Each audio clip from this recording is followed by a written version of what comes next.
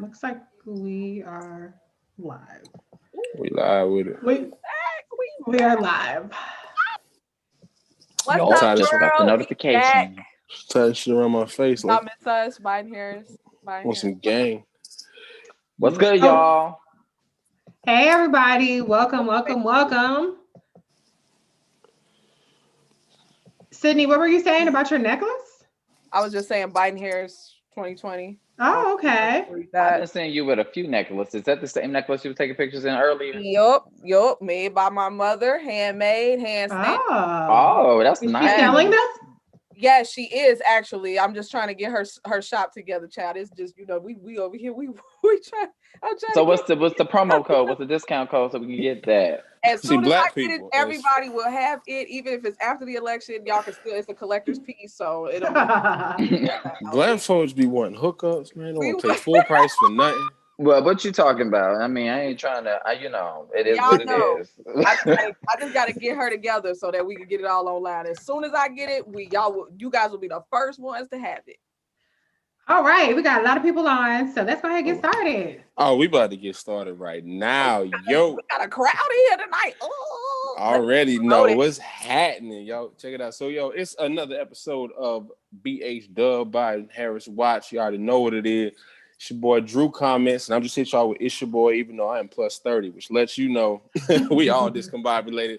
It's the home stretch. It's a marathon, not a sprint. We have 18 days until this is complete. Voting does not begin in 18 days. It concludes in 18 days. We've been voting. This election has been going on right now, and we are going to go ahead and finish strong. Make sure we get all the info that you need. Again, this is Drew Comments, back in the world once again with my colleagues on the panel. I have no drink, by the way, not tonight. I'm keeping a sober mind because if I put Henny in my system, I'm probably gonna get kicked off Twitter. So what we're gonna do is make sure because they was trying me like I was a host. So I had to we had to pull back because folks was really looking at me like, hold up, Drew, chill. You have an image and a brand to protect, Drew. So but gotta protect the brand. Like what I'm the one who bag? cusses people out. You the one who has the brand, okay? Hey, more money Yes. money bag in the baby said. We gotta protect the brand. Exactly. So So anyway, we out here. We on here with my wonderful panel. Matter of fact, we're gonna start with Sydney today. What's happening with you, girl? Hey, Shot time. what's good, world? I am back in the building. How y'all doing? I know y'all missed me. I just put it out there. I just was like, if one of y'all get in the chat and want me to shout y'all out, I will do that. My segment is at the end, so it'll be during my segment. So y'all gotta actually watch the whole thing to see me speak tonight. But yes, it's your girl Sydney A. I am back and with my ponytail. Okay. What's up, team? Yo, I love it, yo. Sister's gonna let you know when you got that ponytail, just luxurious swing. It's Sydney A, the finale, her section at the end. You gotta stay tuned in. You dig what I'm saying? Hey, yo, Kenny on this panel. What's happening with you? Too raw, too real, as always. Hey, what's up, y'all? It's your boy Too Raw Too Well. I'm back to black. No more pink. Okay. Oh, you are back to black. Back to black. Pink. I have to. I had to be black so I can go to the polls in my blackness. Okay, so I got to represent. We're making a historic moment right here. I was literally in tears when I got to cast my ballot for Kamala Harris and Joe Biden. So you had to do it. That's what's up. Hey, man, you can switch your hair up more than Rodman, boy. You know what I'm saying? It's all good, though. It's all good. Now, of course, we got Maya Contreras in the house, broadcasting from the South. How you feeling? I'm good. It's been a week. That's what I'll say, and then I'm ready to get into it. I'll say that. Oh, of course. And, of course, we got Black Women Views, Reese on the mic. Go Bruins, powder blue and gold. How you feeling? I'm good. Today I have on Jamie Harrison for Senate. Hey. Turn it up. I was like, I can donate $25 or I can get a t-shirt. So I got the t-shirt. So if you're not a person who likes to just give away money, then go ahead and purchase something from the Jamie Harrison store or whichever Senate candidate or whatever candidate that you're supporting. Which would explain to Lindsey Graham where all this money's coming from. I don't understand it. Why is he getting all the money? Where is it coming from? Somebody tell me. They hate my guts. I don't know. Oh, yeah, they do. That was a really good impersonation. Dianne Feinstein is a fan, but we don't want to have that conversation. Anyway, listen, she playing with her life. That's wild. Anyway, let's get into it. because I'm more than like less than half her age, and I wouldn't hug nobody like that. Okay. Without a pandemic. Anyway, so we're gonna get into it. So first and foremost, y'all already know what it is. We got to comment on it. The Black agenda. This what the heck is going on here, man? We just had so much stuff. Reese, I got to lean on you for this one because I don't know what's going on with solid water, and y'all don't get it. Solid water, ice cube. Melted water. Anyway, you know what I'm saying? And this platinum plan. If you could go into a little bit of what that is about and what that means for the Black agenda from the Trump campaign. I really didn't expect Ice Cube to be like a 3 or 4 day story. But let's talk about the platinum plan, because what Ice Cube is pushing in terms of he's now involved in the Trump propaganda campaign, which is that number one, Donald Trump has a Black agenda. He has a Black PDF. Okay, that has 28 mentions of the word Black or African American in it.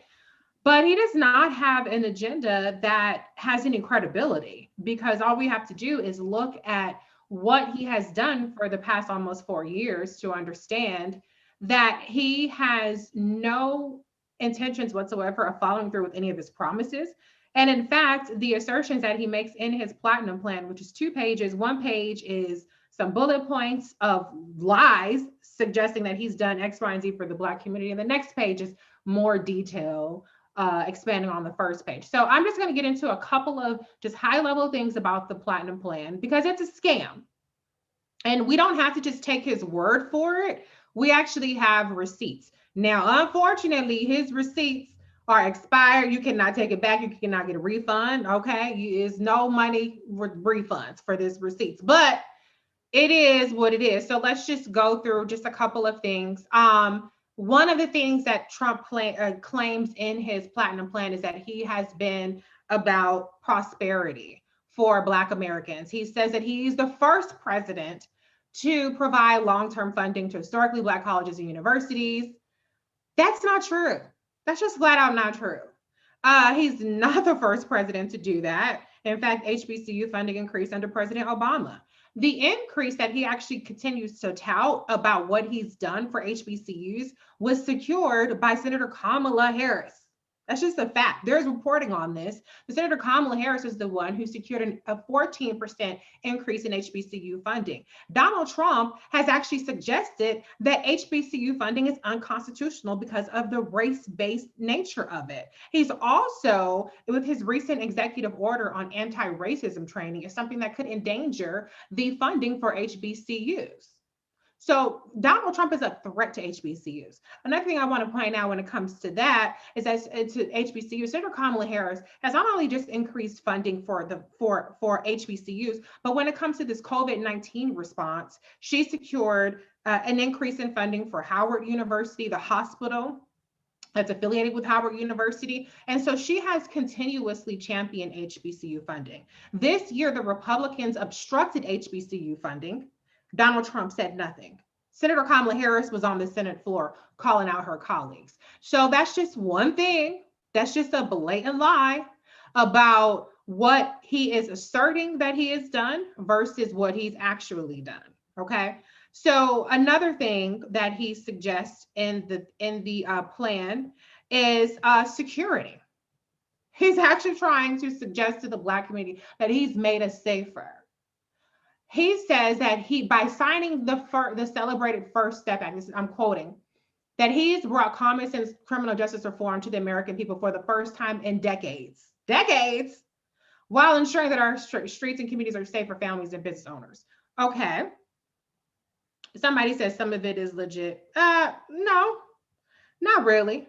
The First Step Act, for one, is not the first criminal justice reform passed in decades. As a matter of fact, President Obama signed the Fair Sentencing Act in 2010. So that's clearly in the same decade. All right. And this criminal justice reform in the First Step Act was improved upon by Democrats. I would say bipartisan bill. The Republicans obstructed criminal justice reform under the Obama administration, which is why he had to do a lot of his work through executive agency power, through the DOJ, and through executive orders, okay? Trump has ended pattern and practices investigations into police departments. So how does that make Black people safer when we have a massive systemic racism issue in policing? People are out on the streets protesting the murders of George Floyd and Breonna Taylor. And that list unfortunately has grown. So that's ridiculous. Then Trump's DOJ has rolled back Obama reforms by ordering harsher sentences, harsher charges for drug charges. Everybody wants to talk about and lies that Kamala Harris locked the people for weed. Well, the first order of business that's a lie again. The first order of Jeff Sessions' business was actually directing his prosecutors to charge the harshest crimes for drug cases, including marijuana, and then to seek the longest sentences for those drug charges. That is his first order of business, all right? Another thing that Trump did is he rescinded Obama reforms, phasing out private prisons. Private prisons are booming under Trump. Trump has also encouraged police officers to be violent during arrest, police brutality. Y'all remember when he got at that rally and he said, just rough them up a little bit. It's okay if they bump their heads. You don't have to be so delicate with them. That's how George Floyd ends up with a knee in his neck. That's how Black people end up shot and brutalized, because they feel like they have license to do that from the Trump administration. All right. So again, these are things that he is putting out in his platinum plan that are objectively false. These are disprovable things, okay? Another thing I wanted to point out is, opportunity is one of his pillars. Trump's plan pillars is what he calls it. He says by achieving historic employment levels for Black Americans, as well as increasing access to capital for new businesses, President Trump has committed to ensuring all Black Americans can achieve the American dream. Here's a fact check. Obama and Biden cut the Black unemployment when they inherited the worst recession that we've seen prior to Trump, from 16.8% to 7.8%. Under Trump, unemployment, thanks to COVID and his mismanagement of COVID, is 13%. White unemployment is 7.3%.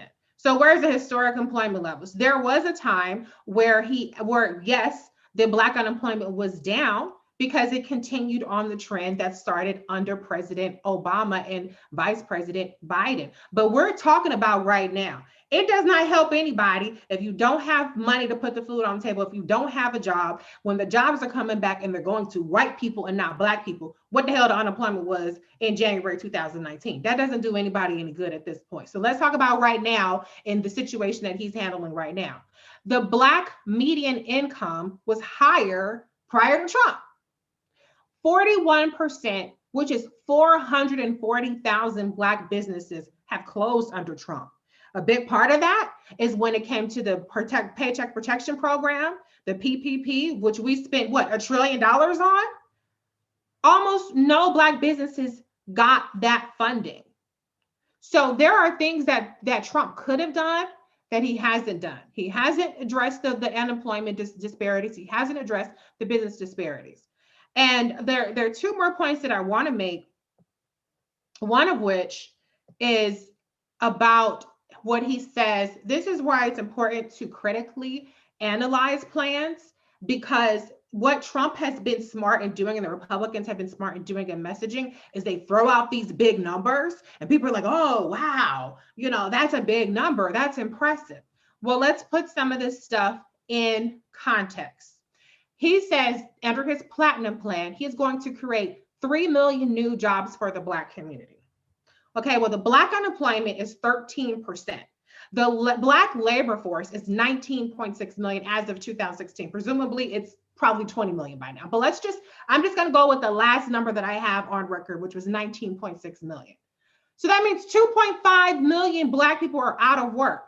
It's just a simple calculation. The Black labor force is projected to grow by 2 million by 2026. So if you got 3 million jobs, you got 2 million more people coming into the workforce and 2.55 million people out of work. You about 1.5 million jobs short. It's math, people. So how are you impressed with 3 million new jobs when the plan is 1.5 million short? Keep in mind that Vice President Biden and Kamala Harris's plans have been evaluated by reputable agencies like the Moody's, and their plan is going to create 7 million more jobs throughout the country. So that means that Black people are going to get more jobs under Biden and Harris. Do the math. Another thing that he says is he's going to create 550,000 new Black-owned businesses. Let's assume that he will actually do that. But y'all recall just 2 minutes ago when I said we're 440,000 Black businesses down. So you're not creating 500,000 new jobs. If you do create 500,000 jobs, you're making up for the 440,000 jobs that we've lost under Trump. And that was just as of, I want to say June or July or August. You're gaining a net 60,000 of new Black businesses. So this is where people have to actually analyze the details. Don't be distracted by, oh, this number looks good, 500,000, oh, that's nice, 3 million, oh, that's nice. It's coming up short, Black people. It's coming up short. The last thing I want to say is that this $500 billion, there's no $500 billion for Black people under Donald Trump. Let's just be clear. There's no $500 billion. There's a bullet point that says he's going to invest $500 billion. The devil is in the details. The only other area in his contract for in this platinum plan, if you look at the first page, is bullet points and it's promises made and promises kept. Now, I've already broken down how those promises kept are actually broken promises. And I've already broken down by how those promises he's going to make are actually inadequate and they fall short. But what he says in the first page is $500 billion investment in Black communities. But then when you look at the details, the only place that $500 billion is even mentioned is when it comes to infrastructure. The entire infrastructure budget for the entire country is $500 billion. That's not $500 billion for Black people. That's $500 billion for the entire country. He also says, and Chandra, thank you for pointing this out, he uses words throughout the document like access and up to. And these are all aspirational numbers that don't specifically apply to Black people or even minorities or people of color. So the whole thing that I wanted Ice Cube to understand, and the whole reason why I'm pushing back, and a lot of people are pushing back on Ice Cube and people like him, is for two reasons. Number one, Joe Biden and Kamala Harris have a superior Black agenda. So the notion that, as Cube would say, well, they're both bad. No, they're not. This one, Lift Every Voice, is superior in every metric, then even to the Contract for Black America. So it's just flat out a lie to say that Biden and Harris do not have a Black agenda. That's one reason why what he's saying is problematic. And number two, what Ice Cube did was he legitimized a propaganda document, because that's what the Platinum Plan is. It's propaganda. That's all it is. There's no actual, if it's not going to be effective, it's not going to be implemented. And it's the exact opposite of every single thing that this administration, which is a white nationalist administration, has done. And so, Drew, I know you're going to talk about the Lift Every Voice plan, but if you don't remember anything else, remember, Black people, he's not cutting a check for $500 billion. He ain't. You're not getting a check. You're not getting a piece of it. Okay? It's not happening. There's nothing. It ain't gonna happen. It's not reparations.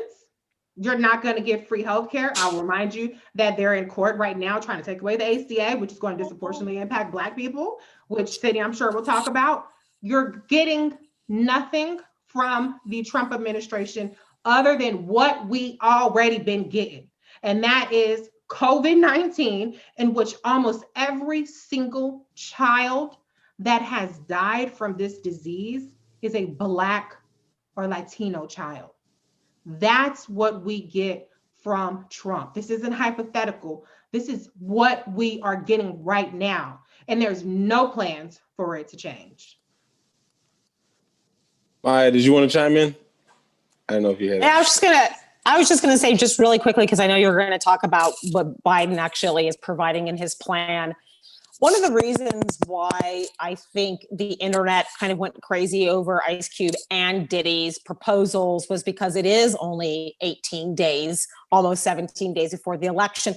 The media is looking for something that's a bit of a distraction. I will also say that I would love to give Ice Cube and Diddy a benefit of the doubt, but I read both their plans, and so I can't. They're not plans. They're a little Post-it notes. And so basically what they're doing right now is they're doing what a lot of Republicans do, is what they are political entrepreneurs, which means that they have a desire to become leaders, even though they do not have any experience in politics or policy. They really don't know what the they're talking about. And to be honest, when I looked over their stuff, I laughed. I laughed when I saw Diddy's little points out. You know, it's something like he was in a car talking to his friends, writing down what he thinks should happen. So they're political entrepreneurs. And one of the reasons why they're having a little resonate, having a little bit, like they're resonating a little bit, is because within the Democratic Party, there's a perceived leadership void, but that's just not true. You're always, these guys are tending to ignore Black women that are in leadership positions all the time. And that is what frustrates me. They're ignoring the Black woman that's about to become vice president of the United States. And I will also say that to their one bit of credit, there is a messaging void. This is the problem that we usually have. There should be rapid response happening from Democrats. So when someone like Ice Cube or P. Diddy are saying something really quickly about what they want to do on their quickly thrown up websites, the Democrats need to throw them out. I know they're relying on people like us to do that, but I would like them to fill that messaging void. So that's all. That's my 2 cents right there, Drew. No, I feel you on that thing. It's amazing. I think you understand when you're dealing with celebrities like that, especially entertainment. They're so used to being in the spotlight, and when stuff starts getting moved, they're used to being VIP front of the line, the section. And so now when this entire movement is happening, and there's a shift, we just gotta face the facts. There is a cultural shift happening in the United States of America. Yes, the wheels started in motion with Barack Obama, but these things really about to hit full blast when you got Joe Biden and Kamala Harris. And Kamala Harris is that coal in that engine of that train. Whatever the analogy, you understand what I'm saying. But basically, you did. But, you know, and when you have people who are used to being at the front of the line and stuff like that, it's kind of hard to see things getting left out. I feel like I got to say something. Because technically, they've been saying something. Their job is to speak on culture. They paint pictures, and that's with their art that they create through their music. But now this is happening in front of them, and they don't have the range, even though they may have the desire. But we're gonna move on to lift every voice. Wait, can I just add one thing to Maya's point? When Ice Cube was on Roland Martin Unfiltered in August, I asked him about what role have Black women played in crafting your contract with Black America. And I pointed out that we're not covered in the contract with Black America at all. And he couldn't name anybody. And so to see that he's working with Boyce Watkins, I don't want to call him a doctor, I don't know if his credentials are legitimate. So Boyce Watkins, and he's working with different people. One or two, I guess, are credible, but he's not working with Black women. He was on Roland Martin Unfiltered last night, and he was very dismissive towards Alicia Garza. I offered my assistance to Ice Cube in August when he was on the show. He was more receptive to Dr. Carr than he was to Erica and myself. He definitely has a blind spot, and a lot of these people have a blind spot when it comes to recognizing the leadership of Black women, recognizing the voices of Black women, recognizing the value of Black women. And Ice Cube turned down a meeting with Senator Kamala Harris, but you take a meeting with Jared Kushner. And so those are the kinds of things that make you wonder, to Maya's point about, well, you want to give them the benefit of the doubt, but you don't keep the same energy towards taking the initiative. He flew across country, as reported in Politico, had a 3-hour meeting with Jared Kushner, but you can't hop on a Zoom with Senator Kamala Harris, which is gracious of her to even entertain you, because as I pointed out on the Roland last night, he doesn't deserve an audience on the merits, but for messaging, there's a reason to give him an audience because he's a chaos agent and he's a black voter suppressor. And so you have to try to do what you can to try to thwart that. And I think that's what they did when they met with some of the other controversial, loudmouth black people that sit up there and say things like, no black agenda, no vote, things like that. But I just want to, like I said, what Maya said, you have to acknowledge the black women that are doing the work, the vice presidential nominee who has the receipts, who's been working on these things. Now, a lot of what Kamala's done is geared towards black women, like black maternal mortality, like uterine fibroids, which we've established people like Ice Cube don't give a damn about. But the work is being done. It's being done by black women and it's being done by black men. And yet when Ice Cube says last night, well, where the hell have they been? I thought they had it under control. Well, they do have it under control, but what they don't have is 8 million followers on Twitter. And instead of passing the mic to them, you want to inject yourself in there when you're ill-equipped. So anyway, I don't want to go off on too much of a rant, but I think that we have to the thing about it is when you step into this arena, political entrepreneurship, you have to be held accountable because you could just sit on the sidelines and say nothing. But once you get in the game, then now you have to be held accountable. Now you have to have transparency. Now you have to conduct yourself in a manner that's fair, and that's about merit, and that's about being inclusive of different voices and people who've been doing the work. And I will say, I haven't looked at too much of what Diddy's doing, but I can say that on that metric, Ice Cube has failed miserably. So wait, Reese, let's just rewind here. You mean to tell me this man turned down a meeting with Kamala, with Senator Kamala Harris? Yes. And then he lied apparently on Roland Martin last night because he said that nobody reached out to him. They said, we'll get back to you after the election, according to him. And in 2018, he said that he wasn't, well, where were you in 2018? Was what Roland asked them. Well, let's look. He was with Steve Bannon in 2018, actually. So, I mean, and to be clear, the Biden campaign met with Ice Cube. Okay, so they did meet with him. And I don't know if they didn't articulate to him that what's in his agenda is actually in the Black agenda, or if he's just being disingenuous. I know that they said that they agree with 85% of it. So whatever the courtship or the messaging was with him, maybe it's too sophisticated for him to have, picked up on what they were talking about it. But they did make the effort. And in addition to that meeting, Ice Cube was invited to a meeting with other Black men of prominence who are, like I said, a little inflammatory.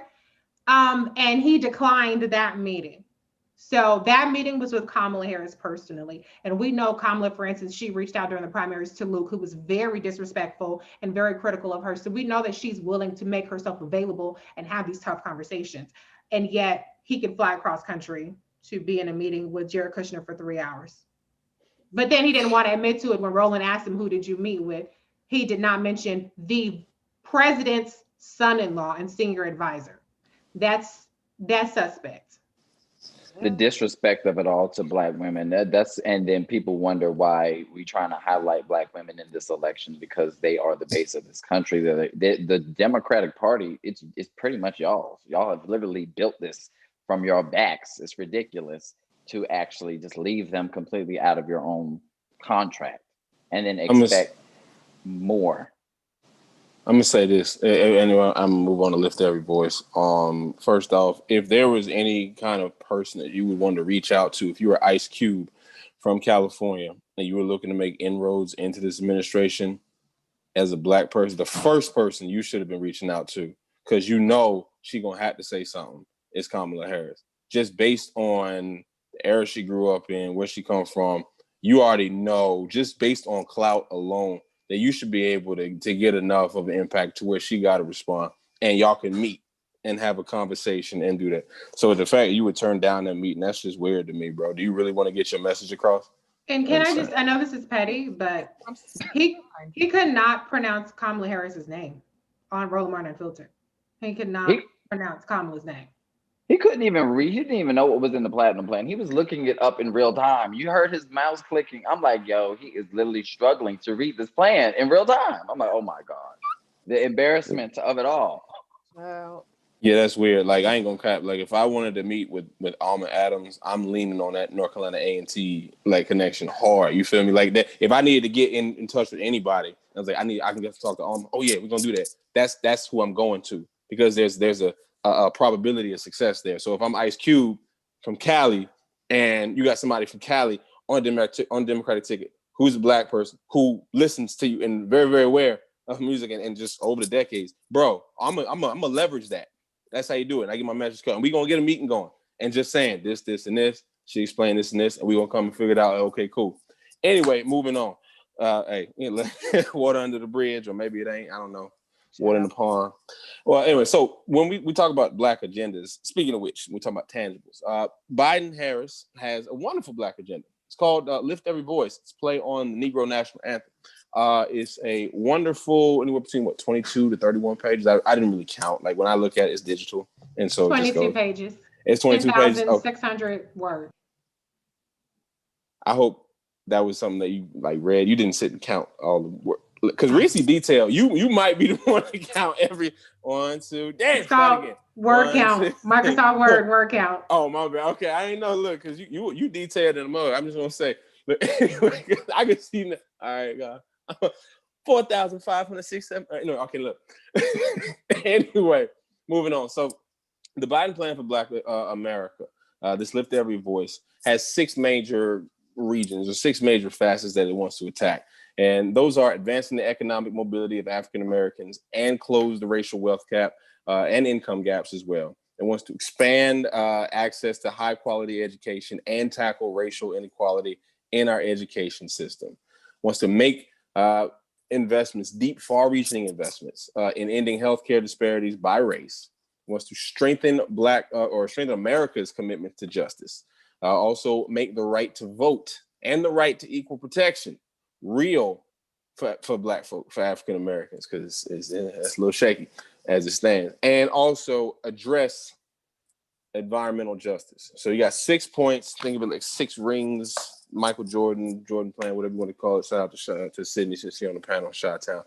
Anyway, because this is so detailed and intricate, there's no way where I can cover all this at one time. So I'm just going to mention on these 3 topics, on these three points specifically. And that's advancing the economic mobility of African Americans and closing the racial and wealth and income gaps, expanding the access to high quality education, and also the investments in ending the healthcare disparities. Because I can't go over everything. We've been here for hours. Like, that's how much time, energy, and stuff. And that's what happens when you consult actual academics and folks who know these and study these things intricately, and not people who sell albums. Okay, so no different. I mean, I appreciate people who sell albums. I love hip hop to the death of me. So when we are talking about as far as investing in African American business and entrepreneurs, that's one of the ways that we want to actually advance the economic mobility of African Americans and also close the racial wealth and income gaps as well. Ice Cube and some other folks have been mentioning that, okay, economically, I remember he stressed that in his video, as a matter of fact, that they're not offering you something for your vote economically. You need to be skeptical. Well, Lift Every Voice does just that. As a matter of fact, through entrepreneurship and actual Black-owned businesses, if you look at the actual numbers, approximately 4% of small business owners in America are Black, even though Black people make up about 13% of the population. Only 4% of the people actually own the business. So to build the wealth in Black communities, Biden and Harris believe that we got to actually invest in the success of Black businesses and the entrepreneurs. And the stats are just really straight up there for you. Black-owned businesses actually start with about approximately a third less capital than their white peers, and actually have difficulties raising private investments from mainstream investment systems. Roland Martin mentioned, as a matter of fact, that home ownership is also a hindrance, or lack thereof. If you don't own a home, it's hard to actually have equity to actually get those small business loans as well. Shout out to Roland Martin. I learned a lot from his show over the years. Only 1% of Black business owners actually obtain loans in their founding year, compared to 7% of white business owners. That's not by coincidence. That's just by design. Just people don't understand that. So in order to combat that, Biden and Harris have this interesting idea, which actually seems pretty genius, to double the funding for the state small business credit initiative. What the state small business credit initiative is, it's an Obama-Biden administration creation which actually was created to support small businesses. This actually, in the Biden-Harris setup, is actually built to drive about $10 billion in new lending for each $1 billion that's coming from the state small business credit initiative. Okay, and so in those funds, when Obama and President Barack Obama and Vice President Joe Biden created this particular initiative, it was actually created through something called the Small Business Jobs Act of 2010. They was busy in 2010 getting things moving for real. So this was actually funded with $1.5 billion to strengthen the state programs that support financing the small businesses. So what Joe Biden and Kamala Harris have the idea to do is actually to extend the program through 2025 and double its federal funding to $3 billion. So we're driving close to about maybe $30 billion of private sector investments to small businesses, all told, specifically and especially targeting those that are owned by women and folks of color. Now, I want to throw something here really quickly, because when people say they're saying folks of color and not specifically Black, I want to explain something to you. It's a little word here I know we struggle with. It's called intersectionality. And it's tough. Some of our current candidates didn't get it in the primaries, but it's real. The other thing is that when we are looking to advance Black people, if you were looking to do that, you're not able to put policy in place to say only Black people can get this and everyone else is excluded.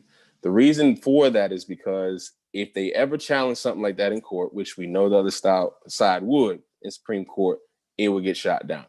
You just wouldn't be able to do that because it would be seen as discriminatory and stuff. So what you need to do is make sure that you target Black folk in a way that we overwhelmingly benefit so that we can actually advance. It's kind of like in the opposite is also true. If there's something that is bad for Black people or adversely affects Black folk, it doesn't exclusively target Black folk. It's going to also get other people because of intersectionality, and there's going to be people who actually also are affected by that. But overwhelmingly, that's when we talk about like mass incarceration. We're not the only ones affected by it. We're overwhelmingly represented, but we're not exclusive to that. So just putting that out there, so folks just saying, "I'm the people of color." That's how y'all voices sound in my head when I read the tweets. Anyway, also Joe Biden. Wait, can I also just point out that there's constitutionality issues, and it's not that racial quotas are banned in every single scenario, but racial quotas are banned in certain scenarios, like for instance, employment and education. That's been the case since the 1970s in terms of the Supreme Court rulings. It's not going to get any better under a 6-3 Amy Coney Barrett majority. So the way that these plans are crafted are in a way to pass constitutional muster. And so there's a way to surgically write these things in terms of the zip codes that you use and different metrics that you use that surgically target Black people or Latino people, et cetera, to still have the same result. So that's why you don't have race quotas. Like for instance, in Cube's Black Contra for Black America, he says 13.2% of lending has to go to Black people, or 13%, 2% of this has to go to Black people. That's never gonna pass the Supreme Court. Yeah, right. I'll jump in on that real quick, Drew, too, because one of the things that Diddy wrote on his plan, his Black agenda, was he talked about legalize marijuana. He's not even really using the correct language. It would be decriminalize marijuana. And honestly, if he wanted to have a really progressive agenda, he would just go for decriminalizing narcotics, because that would be a massive way to have a discussion of decarceration. So the language that they're using to discuss these policies isn't correct. It's not inclusive. If we already know that the majority we're incarcerating Black men at a high rate and Black women are starting to be incarcerated at a higher rate, you don't have to even talk about policy and say the word Black. What you see is you look at the pieces of policies that are harming communities, and that's how you implement those policies. So if you say that we're going to make sure that we can't have toxic water in any city, state, or town, or we or would criminalize the people that run the town or something like that. We know who's going to help majoritarily. It's going to help people in Native communities and Black communities. So to me, what they miss is the language of the formation of policy. So if you want to target, they're missing the point. So that's what I'm saying. So if you say legalize marijuana, that doesn't do anything. If you say that you want to decarcerate the system of America, if you want to start doing that, that is how you're going to start helping Black, Latino people, and Native people who are the most incarcerated. So I'll say that. I would love to sit down with them. I don't want to waste my time with them. I want to talk about, I want to like sit down with leaders that will actually kind of get it, imbibe it. That's what I'm writing about right now. It's like, how do we use language that is inclusive, that helps people that are being harmed the most? So when they talk about Black agenda, I appreciate the sentiment. They just don't know how to get there. I guess I'll just say it like that. Okay, I'm done. Let me just say one quick thing. I love what everybody just said just a minute ago, because you guys don't even realize what you guys just disputed. This whole notion that I'm not going to do anything that just for Black people. That edited clip, because what we just shown is that any policy that's targeted to Black people is going to help all communities as a whole, because we make up the foundation of the economy. Let's just be honest. But go ahead, Reese. The one thing I wanted to add is that, when we educate people about things like this, like constitutionality and Supreme Court, people say, well, you're just making excuses, or people think that getting things specifically for Black people and only for Black people, and in some cases people like to say ADOS, which is a whole nother thing, that's just a matter of willpower. It's not just a matter of willpower. It's a matter of civics. And that's why people have to be smart about the way that things are approached. Kamala Harris got all this crap about the way that she wrote her Black entrepreneurship plan, when it was written in such a way that passes constitutional muster, number one, and number two, that it actually benefits Black people. Unlike Donald Trump's opportunity zones, which is actually a windfall for the rich, and I'm going to share a link in the thing, this was her plan to actually gear towards Black people specifically without tripping that threshold. And what you have to understand, and people who are political novices or political entrepreneurs, every 4 years, they're nowhere to be found during the midterms. They're nowhere to be found in local elections. What they don't understand is what you're up against with the conservative, with the white nationalist party. And you have billionaires like Sheldon Adelson, who's alone written a $70 million check to save the Republican Party's chances of of retaining the Senate majority. You have the Wall Street Journal. You have this entire infrastructure which Black people lack, and then which we don't build up because everybody wants to create their own thing instead of supporting the NAACP Legal Defense Fund or supporting the different organizations that are doing the work, that have the infrastructure. And if they had more funding and if they had a higher visibility, they could be more effective. This is what you're up against. And so this is not, and I just want to say this is not a matter of willpower. And do you want something for Black people bad enough? This is a matter of civics. If you want to change the civics, well, we're a little bit too late when it comes to the courts, because those are set for the next 40 years. But you got to start with the local level. You have to do it at the state level, and you have to vote in Democrats who are at least going to write policies and laws in a way that benefit us. Most definitely, no cap. Since we're bringing that up, I want to just lean in on something real quick, because one of the other ways that we want to make sure that Biden-Harris is actually looking to improve is actually improving and expanding the small business administration programs that effectively support Black-owned businesses. So this is what the SBA, or the Small Business Administration programs, they really have been, they actually still are, one of the most effective ways of accessing capital for Black-owned businesses. So Joe Biden and Kamala Harris have the idea just to strengthen these existing programs. One of the ways is by ensuring that the SBA has the funding that it needs to support Black-owned businesses and others in the current crisis, this pandemic crisis, and even after this is all over.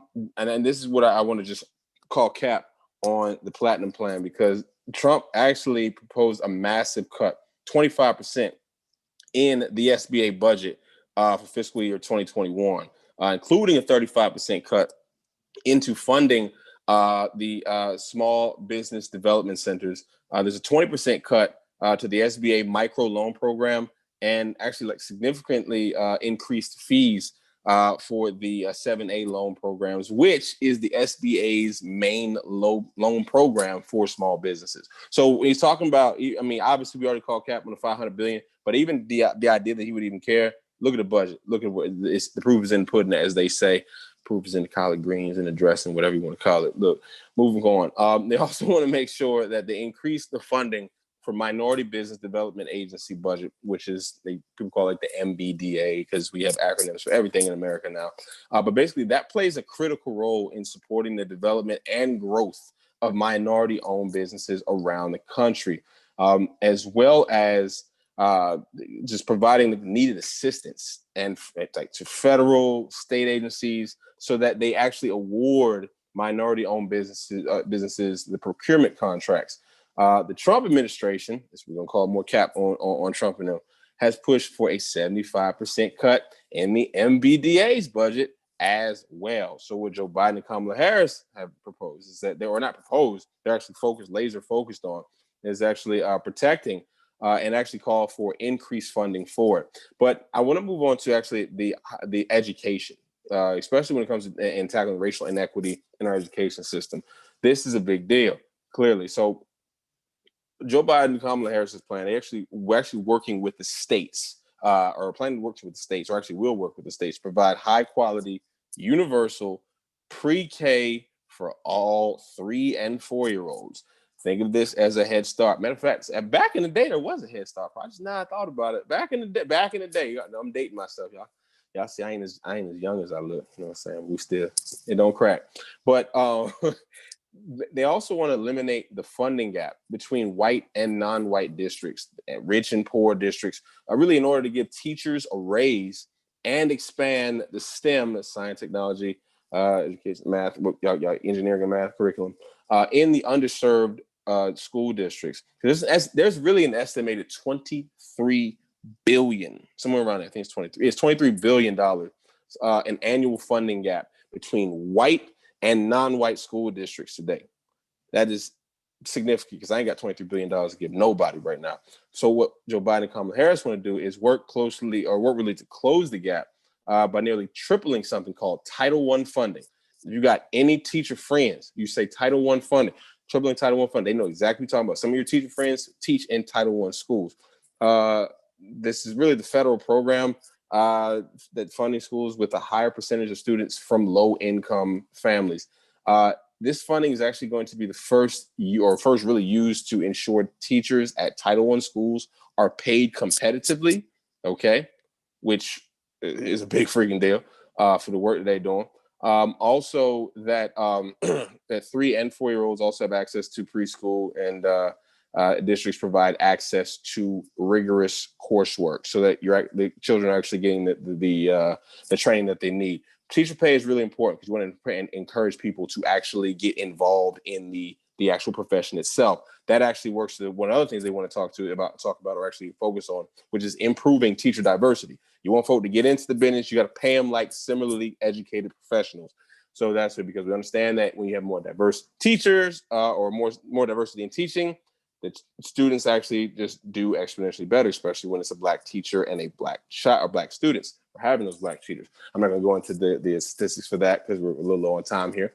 The last thing I want to do or mention, also, I just want to throw this in here. Yes, student loans are a priority for this administration as well. They have not forgot about that. So I just want y'all to understand that this is a big deal. As a matter of fact, one of the things that I want to say Biden, stop saying that. It's Joe Biden and Kamala Harris they want to focus on is actually the COVID-19 response, an immediate cancellation of a minimum of $10,000 of federal student loan debt. If they did that for me, son, that's all I'm gonna say. Now, some people have significantly higher debt, and I was looking right at you, Maya, too. I know. Maya, you gonna have to rap or something and just get a bag. But no, I'm not gonna say that. That's done. No, obviously they have plans in that for them. But I wanted to mention that. But also they're looking to forgive all undergraduate tuition related federal student debt from 2 and 4 year public colleges for debt holders that are earning up to, so I will say this, earning anywhere from $125,000 and less. That's a real thing that they're working. And then we can actually make that happen. The other thing is, because we're dealing with COVID-19, I'm touching on this, we're gonna move on. We want to make sure that we invest in ending the healthcare disparities, because COVID-19 has really highlighted longstanding, pervasive, systemic disparities. So what Joe Biden and Kamala Harris are doing, they're actually calling on Congress. As a matter of fact, Joe Biden is actually calling on Congress to immediately, like yesterday, enact Senator Kamala Harris's Racial and Ethnic Disparities Task Force Act bill, to create a task force to address the racial disparities that have been laid bare by this pandemic. So, and also we want to make sure that we address this healthcare disparities as well by by reducing the uninsured rate for Black people by creating a public option for the health plan. We also want to improve care for patients with chronic conditions. This is actually going to be done by coordinating among all of patients' doctors. And it's really important for patients with chronic conditions such as diabetes, hypertension. That's common around a Black family's Thanksgiving table. Unfortunately, it is what it is.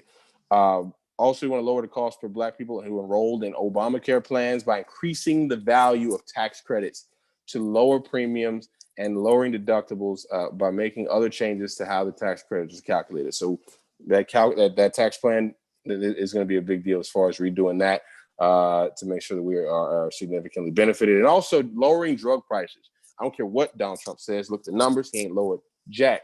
So we want to make sure that we lower drug prices, but also by allowing Medicare to negotiate with drug prices and stopping drug companies from price gouging on new drugs. Big Pharma loves to make a bag off your sickness. So that's really the 3 topics I wanted to cover for Lift Every Voice, just because, again, it's extremely intricate. I couldn't go over everything in one sitting if I wanted to right now. But what I did want to do also is speak to Maya really quickly, because I know we mentioned this earlier at the top of the show, but when it comes to voting and also avoiding the bot misinformation, I feel like they're maybe ramping up a little bit. I'm not sure. I don't think it's actually bots. Now it's human beings taking the actual spot. Like, we actually have real people doing it. Maybe I don't know. Maya, what's it look like? Maybe I'm wrong. Well, bots are animated, not real people, and they're used to boost trolls. Trolls are real people. Donald Trump is a troll, right? People that are saying things to get a reaction are trolls. Most trolls like to hide behind an identity, a fake identity. There was just, I think, a couple of dozen, if not hundreds, of fake Black troll profiles that were taken down the other day. There was a story that came out, I think it was Newsweek. So the problem is the way Twitter works and the way its algorithm works is, say, like, you see something annoying, like from a rapper named Ice Cube, and he posts something and you go, what you're saying is ridiculous, I cannot stand it, which we all want to do, right? All that it does is it boosts it and it continues to get people's attention.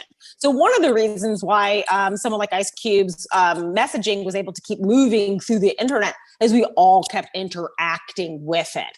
And that's how you keep boosting the messaging. So he is a verified account. We can see that. But if we don't want to be boosting messages on the account, especially from people that are unverified, that we don't know who they are, if they're spreading disinformation, what you want to do instead is either report them for disinformation, especially if they're participating in voter suppression, or, and that's very easy to do. You can report the tweet. You can mute them or you can block them, but don't interact with them. There's only basically it's 17 days now before the election starts. So you don't want to interact with those tweets. I know sometimes it's tempting to try to say, listen, we need to combat that disinformation. And sometimes that is important to do. But what you can do instead is take a picture of the tweet while you block that person, show the picture of the tweet and talk about why that's false. And then that way people can share that instead of that person continuously getting boosted and shared. Because what happens is we will organically boost it, then bots come into play to get something really thrown up. So I will say that that's why you don't interact with that. But I also know why don't I just wrap up? Because I know I'm supposed to talk about early voting as well.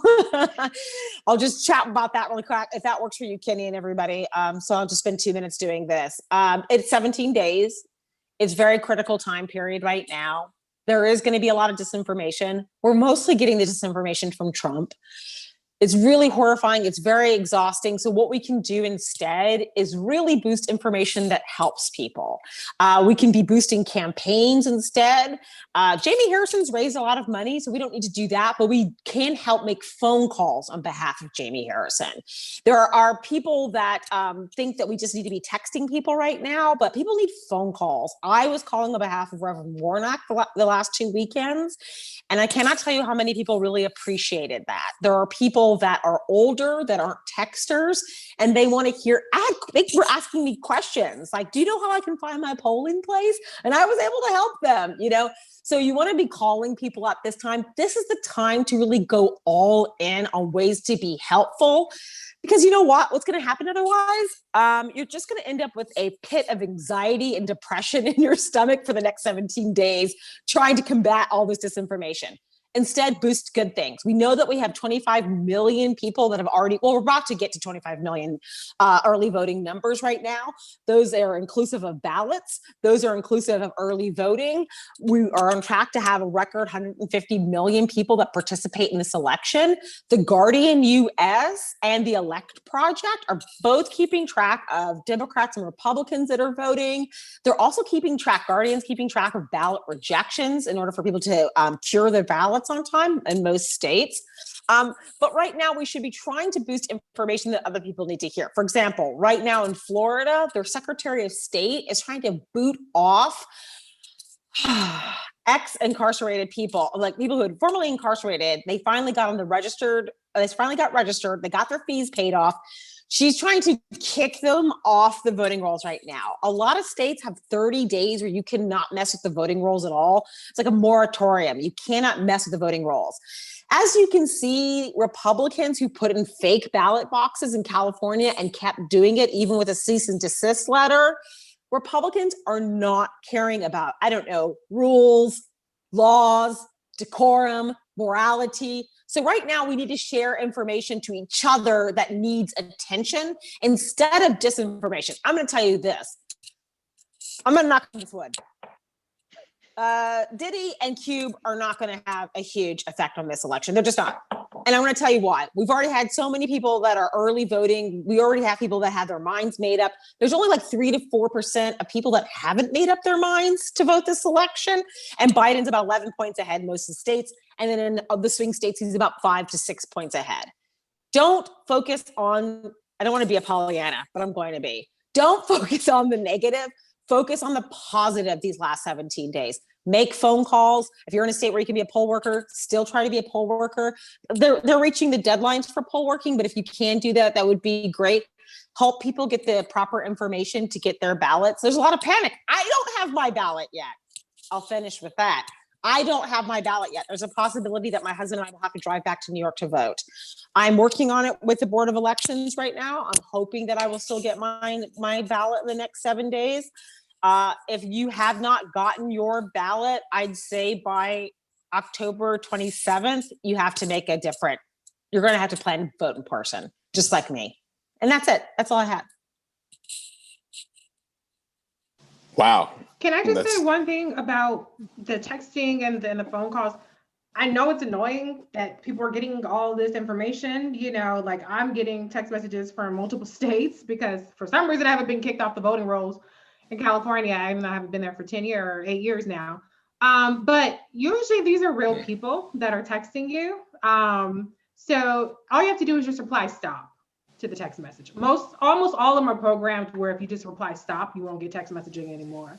But I know when I text banked in 2018, I did it for Stacey Abrams and for Beto and for Andrew Gillum. People were like cussing me out. Like I didn't take it personal because they didn't know me, but usually they're real people. So, just reject the call if you don't want to answer it, or just press reply stop if you don't want to continue getting text messages. And you will have more zen going into the election because you're going to get exponentially more text going forward. So if you've already done what you need to do, if you've already voted, if you've already got all the information, just reply stop to the text messages and they'll stop. Need to reply stop. Yeah. Sorry. I'm gonna say you need to reply stop on this Amy Coney Barrett nomination. That's what we need to do this hearing. Reply stop to that crap.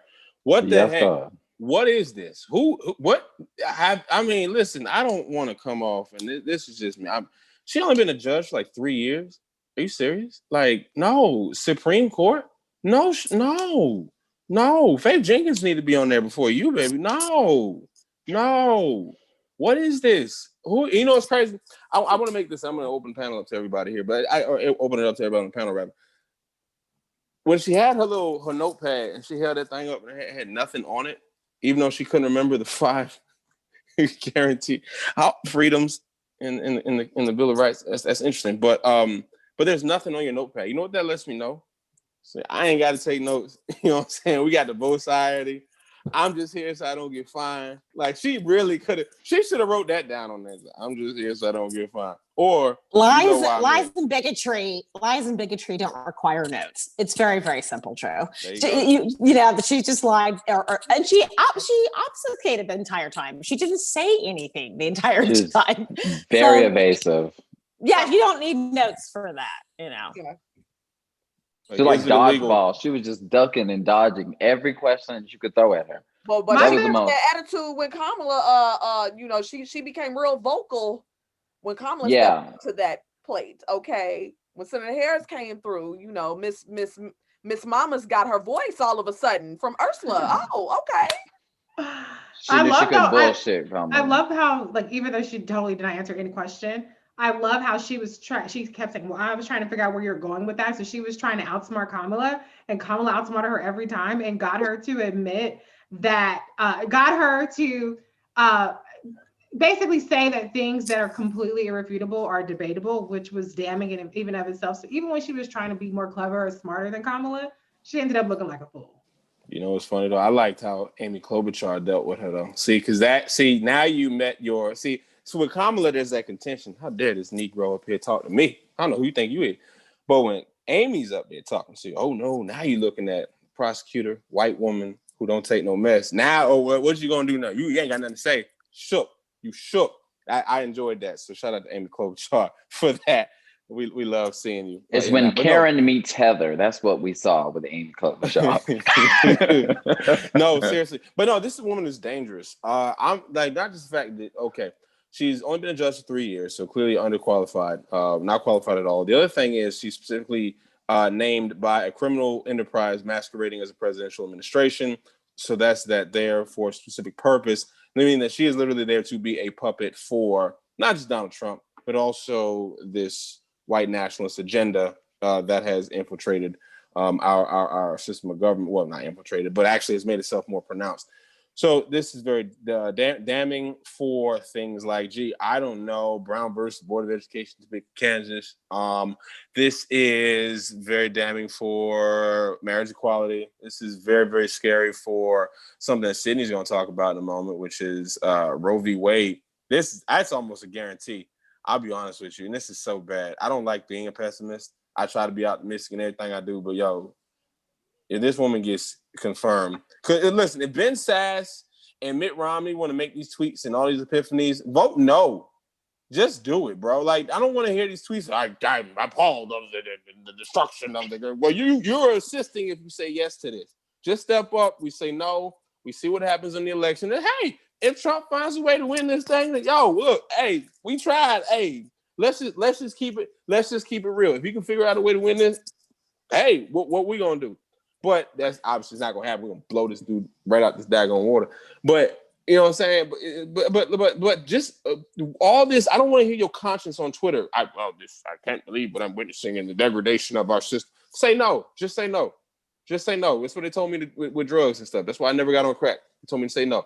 That's horrible. But look, Sydney, Roe v. Wade, landmark, very important as far as autonomy, which is very, very important for a woman. Agency. What is this? What kind of danger are we looking at here? Yeah, man, absolutely. So just to piggyback off of your point, as you guys are aware, as Drew was saying, Roe v. Wade is that monumental that monumental case that did pass access to safe federally regulated abortions. So that means that, through Roe v. Wade, we're able to fund, initiatives like Planned Parenthood, like Aunt Martha's. We're able to, doctors, OB-GYNs are able to perform abortions in safe clinics. You go in, you pay, and you just, up to a specific time frame. After that, after that time frame has passed, then there are talks of, the fetus forming, and if there are complications later on in the pregnancy, then there are talks of, abortion at a later rate, but not necessarily, that's not necessarily the case in pretty much 99% of all late term abortions. Late term abortions is actually a term that's not even really accurate to what these procedures are later in later stages when a pregnancy does end at a later stage. Typically, that is when a pregnancy is forced to end at a later stage. It is because the fetus is not viable. So that means that this person wanted this pregnancy. They wanted to go through with this. They've gone through a specific amount of trimesters, and from there were just complications that just caused the pregnancy to end. It is a devastating thing for most folks who can carry, pretty much all folks who can carry fetuses. It's and it's something that can cause a lot of emotional damage, and for some, it's life or death for some women. For many women, there's a lot of women who do not survive childbirth.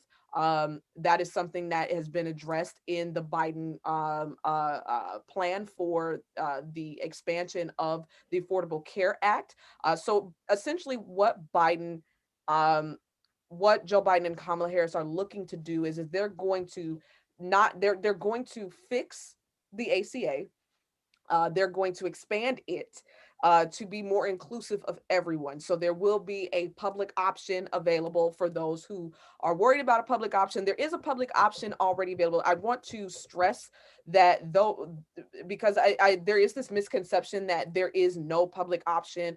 Medicaid, if you're in a state, as long as your state expanded Medicaid, if you find yourself unemployed or without any resources, you have access to healthcare through your state. If you go through and you apply for unemployment, you can apply for the state mandated, what they call welfare Medicaid. And you can get, here in Illinois, it's called here in Cook County, Chicago, our area, it's called, we have an option called County Care, but we also have a competitive option, public option here in the state that's comparable to Blue Cross Blue Shield.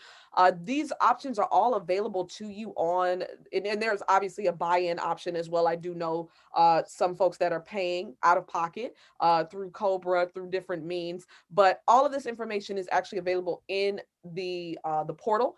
So healthcare.gov is a perfect place to start. But essentially, what Biden and Kamala Harris are looking to do is expand that option, make it less, expand that opportunity and make it less convoluted. They're going to allocate federal funding to ensuring that we're funding well-rounded healthcare. The one thing that stuck out to me the most as I was reading through the plan was Biden's statement on supporting health and not rewarding wealth. So essentially, we're talking about someone who is looking at healthcare as a human right, automatically. That means that you won't have to rely on your employer to provide adequate health care. We're talking about lowering the prescription prices for drugs. We're talking about putting allocating funds into more research, more medical research, and that is that goes into not just the ACA, but as well as Biden's education plan. Because what I want people to understand is that right now, the reason that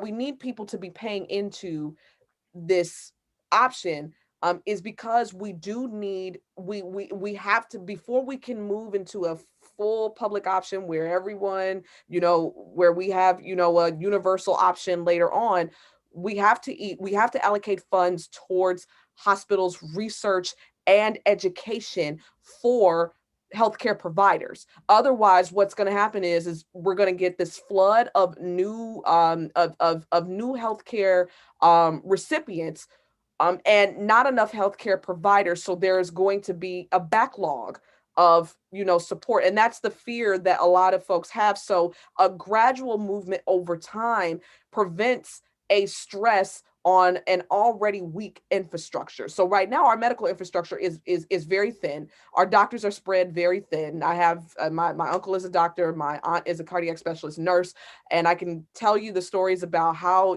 how they're being stacked on patients. They're going to need help. And what Joe Biden and Kamala Harris are looking to do is they're looking to allocate funds to getting folks into these medical programs, starting with their college fund that they are looking to implement for persons who make under $125,000 a year. College will be free at all 4-year public universities here in the country. So with that, you have more. You'll have folks that are ready to go into these programs because they can, sustain a 4-year program in pre-med. They can sustain, and they're not coming out with, these ridiculous amounts of debt because, they're already being forced to, attend school for, 4 to 8 years, depending on what kind of program they're looking to get into.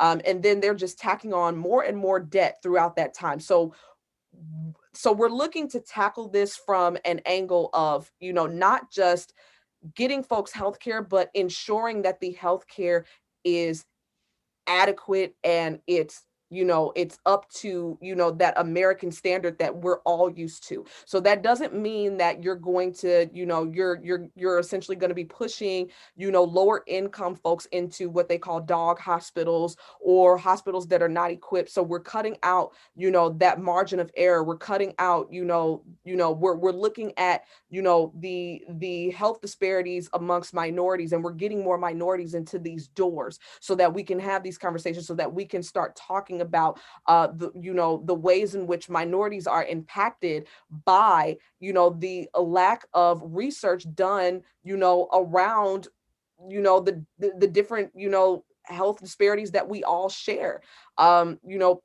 As Reese stated earlier, one of the major data points that has come out in regards to this pandemic has been that majority of the children that have died from COVID-19 have been Black and brown children. So what we need is we need comprehensive healthcare providers that are going to come into these healthcare spaces, and they're going to push the envelope to ensuring that we have not just good, not just healthcare in abundance, but healthcare that works for everyone and not just some of us. And throughout the plan, Joe Biden has laid out, exactly what he plans to do. We're looking at, tackling the maternal mortality rate that, as they stated in the plan, affects people of color disproportionately. We're looking to add funding to mental health, and opening those facilities back up. I know that, in my state in particular, we closed a significant amount of, healthcare, mental health healthcare facilities throughout the last 20 years. So that is something that, Joe Biden and Kamala are, that they are prioritizing. And I say this because I say this with frustration, because I want people to understand that what Amy Coney Barrett is looking to do is completely eliminate that. Donald Trump and the GOP are only in this to fill their pockets. They are aligned with, big pharma and big health insurance, and they do not care what happens to any of us when it comes to this. I want to just tag on to what you said. Sorry, didn't mean to interrupt in that moment. I just want to say that a lot of people are worried. Sorry, my thing's down. A lot of people are worried about Amy Barrett Cohen, and they should be. But at the same time, I want people to understand this. John Roberts is somebody who's really concerned about the reputation of the Supreme Court. And he knows that if Amy Barrett Cohen joins this court and starts gutting all of these things left and right, that the Supreme Court will lose legitimacy in a lot of people's eyes.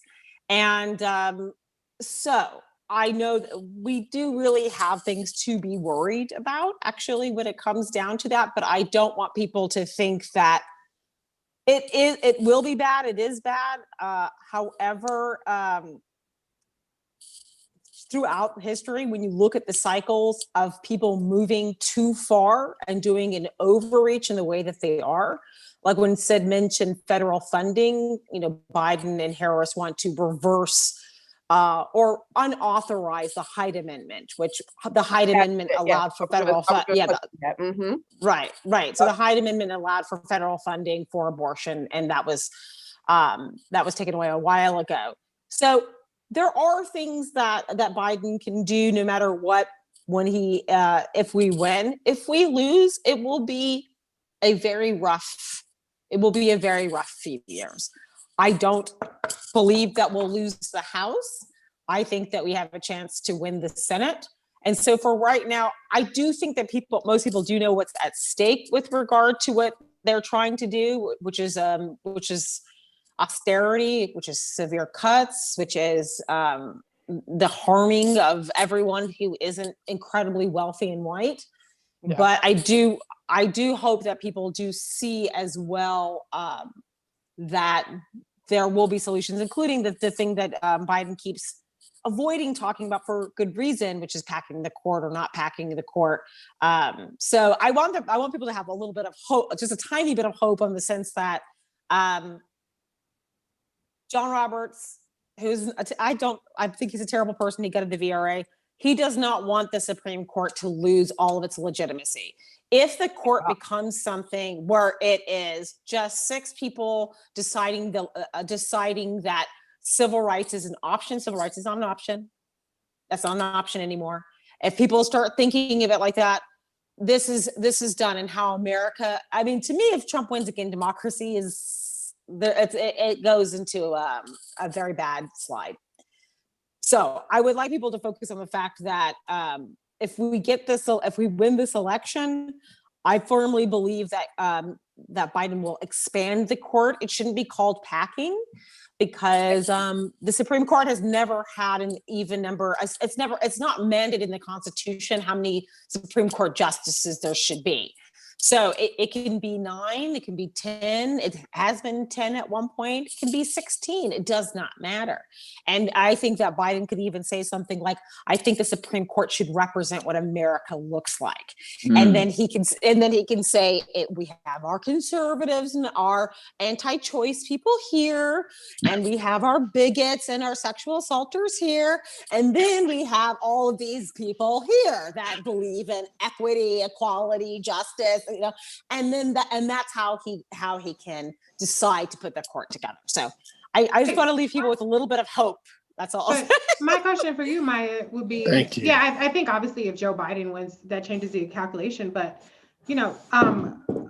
Roberts has been that swing vote for critical decisions. Sometimes he's done the right thing in terms of saving the ACA, and then he's gutted the Voting Rights Act. But with the 6-3, who do you see as being the swing vote along with John Roberts? Gorsuch. Gorsuch. Yeah, and I'll say why. Not for women's. No. Gorsuch is like, what? Women? Who cares?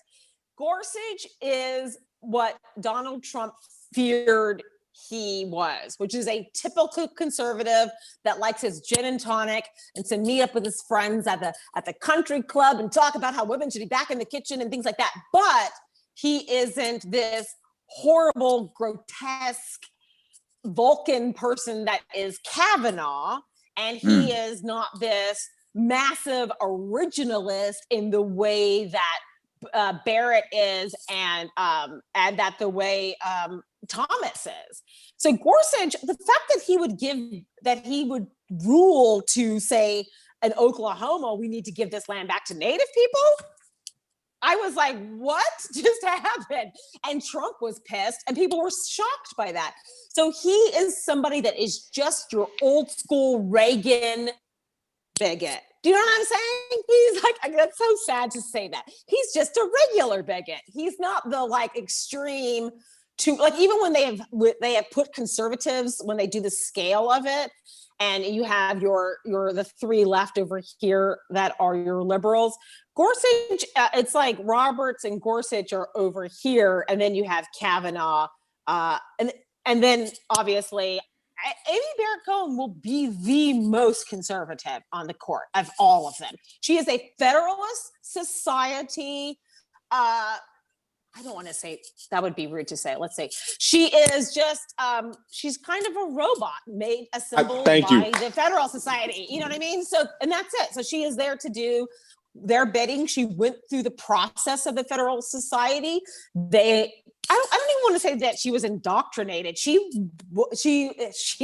went in saying, this is fine with her own agency, that I'm going to go and I'm going to stay in line with them. So Gorsuch is someone that gives me the tiniest bit of hope sometimes, that I think that he wants to have a legacy with the Supreme Court. I think he wants the Supreme Court to have some legitimacy. I think that Roberts wants it to have some legitimacy. I don't really think Kavanaugh cares about that. I don't think that, I know Thomas could care less about it. Oh, so Lord, my hope, so my hope is this. I hope that we have such a blowout that even when she gets onto the court, and she's going to, Amy Barrett Cohen will be put on this week. Even with, they ignored quorum rules. The GOP is lawless right now. Part of me thinks that they're lawless because they think that Trump is going to lose. And so this is their last, like, smash and grab everything they can get at this moment.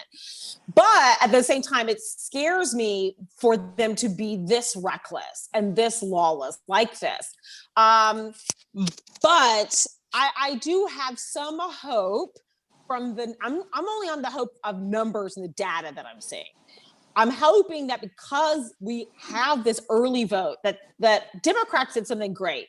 They got us scared to death. We're lining up. We're in lines for 10 hours. I'm willing to drive back to New York 10 hours. We're all there because we don't want another 4 years of this. Aren't you all sick to your? I've been sick to my stomach all day long, just going, how are we going to make it through these next 17 days? Because as the polling will naturally start getting a little tighter. Trump's mania will start growing even further.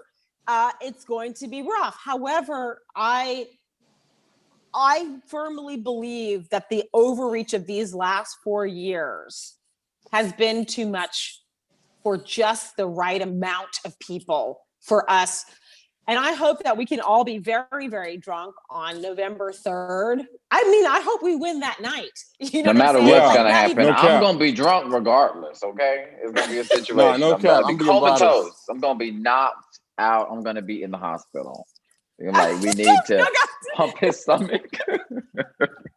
I share your optimism about the election. I share your optimism. About yes. Yes. I'm going to But be like again, that for right. We still need to be stressing out the fact, and I'm just praying that white women do us right. This time around, just don't vote against your better interests. I mean, it just doesn't make any sense at this point. My mother-in-law, she voted for Trump last time, and she sat in the kitchen with her Black Latina daughter-in-law, her gay son, and her other son, my husband, and we just stared at her. And really, as she got to see the Trump administration go on, she said to me, I'm embarrassed that I voted for him. You know, she was one of those people that had always voted Republican. I'm hearing that in the news so much. I hear that, but I get scared about what they're gonna do when they get in that ballot box by themselves. Of course. And again, remember, this is about small amounts of chipping away. This isn't about the fact we already know that there is going to be a ton of white women voting for Trump still, that has not changed. This is about chipping away 4% here, 3% here, because that's how Trump won last time. Remember, you and I talked about how they really targeted Black voters and targeted them to stay home. And they said, we only need to have 3% stay home here. And we only need 2% to stay home here. And we only need to purge this many here. Well, Democrats now are going, we need to make sure that we have banked this many votes now. So that strategy is now here. And by the way, with polling, when people say, I don't believe polls, listen, the polling has never been better right now because every pollster is worried about their fucking job. Is worried about their effing job right now. They're all scared to death that they're not going to have a job after this. So they're all polling in a way like Biden did such a smart thing by hiring a Latino pollster who went in and decided we're going to poll Cubans this way, we're going to poll Puerto Ricans this way, we're going to go Venezuelans this way. So they went really detailed about how they were polling different people and even how they were polling Black women. They were like, let's go with Catholic Black women here, let's go with conservative Black women here, let's go. So I have seen more diversity in how they're polling. So that's good. And I will say this, the last thing I'll say about this, showing polls does not depress vote. When people say, don't show that's going to depress votes, it doesn't. What depresses votes and turnout, and I read the study because I'm a freaking nerd, is probabilities, okay? That is what depresses votes. If you say, Biden has a 99% chance of winning, well, then people go, you know what? I guess I don't need to cast my vote. Do you know what I'm saying? And if you only have 3,000 people saying that in a city, that's how someone like Biden loses. That's how Hillary lost. Because if they said she has a 100% chance of winning, some of the probabilities said that. That's what pollsters have to stop doing. So if you guys are watching this and you go, oh, I'm going to share this thing that Biden's going to has a 99% chance of winning, don't share that. But you're okay to share the polls because it shows people that that's called vote share. So people are motivated by vote share. Like when they see Warnock polling at 41%, they go, okay, how do we get into 50%? How do we get into 50%? Do you know what I'm saying? So that is motivating. So don't be scared to share polls. I think most adults now know that polls aren't votes. Right. Yes, okay. dog. So I'm just saying, so when people go poll, that's why when you watching people stay in line for 12 hours, they know that polls, that votes are not polls are not votes. So that's all I have to say about that. Love that. I'm gonna be optimistic. The Forrest Gump outro. I wanted to just finish off real quick by just saying just to touch a little bit on my last topic, and then we could just call it a night. But again, thank you, Maya, for that information. And I wanted to just touch back on what you stated about the Hyde Amendment. Yes, Joe Biden is looking to protect, actually looking to end the Hyde Amendment that is in his plan, and as well as protect those with pre-existing conditions. That's something I wanted to touch on before we got off, because I know that's a big deal. So if you have what they consider a pre-existing condition, Joe Biden through the ACA will protect your health insurance. So please get out and vote. As y'all can see, I'm super stoked. I probably showed y'all way too much information about my house. So hopefully that's not on camera, but please, y'all, please vote. We love y'all. Thank you guys so much for tuning in. Anybody else got anything to add? I thought you was tripping. I was like, yo, why you showing our information, man? It's me, I'll pull up. I don't think we can see it. It's like not trick or legible. treat. I'm sharing a link in the chat. Early voting 2016 versus 2020. These numbers are staggering. We can't assume that, it might assume people who were going to vote anyway, voting early, even though there is a lot of data showing, I think I've seen data suggesting 20-something% of the people who are voting now early did not vote in 2016. And so there's evidence to support that there are new voters this year, that there are people who could have voted and didn't vote, that there's enthusiasm. But I just wanted to share this data because I know a lot of people are curious about it. In some cases, the turnout, I think Harris County, 98% of the voters are eligible voters are registered, and they are just voting in astronomical numbers, 100,000 people a day. This is so encouraging and so crazy. So the most important thing is to have a voting plan. I think Maya said it perfectly. If you don't get your absentee ballot by October 28th, then you need to make plans to vote in person. If you're filling out an absentee ballot, I don't know if that was absentee ballot, Sydney, make sure you're filling that out properly and you're returning it in time. So those are the really important things. Polling is not votes.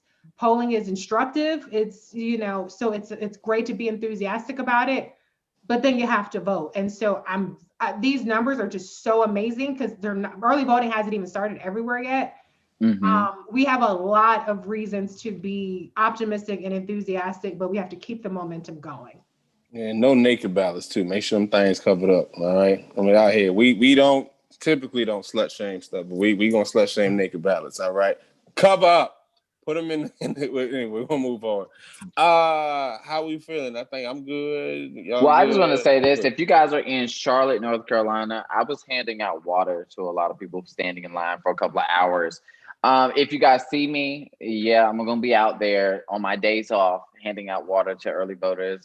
Lines were wrapped around the building.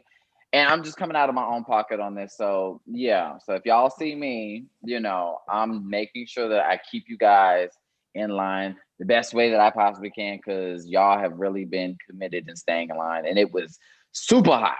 What's your Cash App if people want to contribute to your water fund? It's on my it's actually on my Twitter, and it's literally my name with the $sign. So $, 2 raw 2 real if you guys want to donate. If anybody wants to also help, if you're in the Charlotte area, because I mean, God, these things are heavy. Like literally, people see me dragging water from my car. So if you want to help, I mean, definitely DM me and we can link up and we can try to hit as many polling places as possible. So yeah, and I'm wearing my Biden-Harris stuff. So I mean, people can't say nothing to me. Okay, it is a situation, but yeah. I need y'all to also let's also remember social distancing, even when we're helping with the polling and stuff like that, because COVID definitely is real. Wearing my mask. Yeah, I'm just making sure I don't want you getting sick. If folk might see you, they might want to take a picture. We got to figure out a way to do selfies 6 feet apart or something. I carry hand sanitizer on this key, and I keep this refilled. Okay, this is not a situation. This is not a game over here. Okay, social distancing, 6 feet, stay away. All right, then that's what we want to hear. Yo, listen, that's another episode of Biden-Harris Watch. BH Dub, you know what I'm saying? We in here again. I'm Drew Comments. Been on the panel with the Sydney A, Mike Contreras, 2 Raw 2 Real, that dude Kenny, and of course Black Women Views, Reese in the half. I hope y'all take away from this show. Make sure y'all vote. Take care. Be safe. Peace. Bye, y'all. Bye, y'all. Let me stop.